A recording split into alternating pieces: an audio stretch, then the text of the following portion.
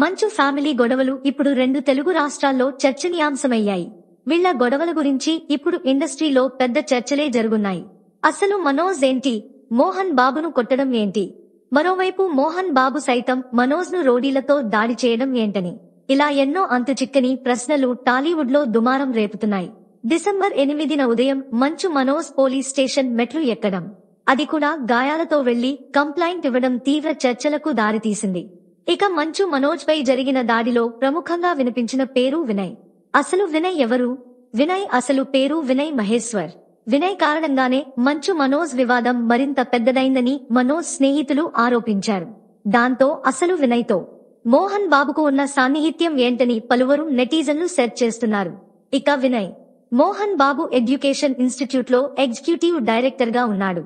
వినయ్ ఆ తర్వాత కొన్ని రోజులు ఇండియా టీవీ గ్రూప్ ఎగ్జిక్యూటివ్ సీఈఓగా కూడా విధులు నిర్వహించాడు. ఇక ఇప్పుడు వినయ్ మోహన్ బాబు యూనివర్సిటీతో పాటు 24 ఫ్రేమ్స్ ప్రొడక్షన్ సంస్థ మేనేజింగ్ పార్ట్నర్ గా ఉంటున్నాడు. కొంతకాలం క్రితం మోహన్ బాబు యూనివర్సిటీలో జరిగిన ఫీజులు అక్రమాల విషయంలో కూడా వినయ్ పేరు బాగా వినిపించింది. మోహన్ బాబు ముందు నుంచి వినయ్ మహేశ్వర్ కు బాధ్యతల్లో పెద్ద పీట వేయడం మనోజ్ కు అస్సలు నచ్చలేదని వినిపిస్తుంది. ఇదే విషయంలో పలుమార్లు వినయ్ కు మంచు మనోజ్ కు మధ్య వివాదం తలెత్తినట్లు తెలుస్తుంది. ఇక మొన్న జరిగిన గొడవల్లో వినయ్ మనోజ్ పై చేయి చేసుకోవడంతో పాటు అసభ్యంగా తిట్టాడని మనోజ్ ఫిర్యాదు చేయడం చర్చనీయాంశమైంది.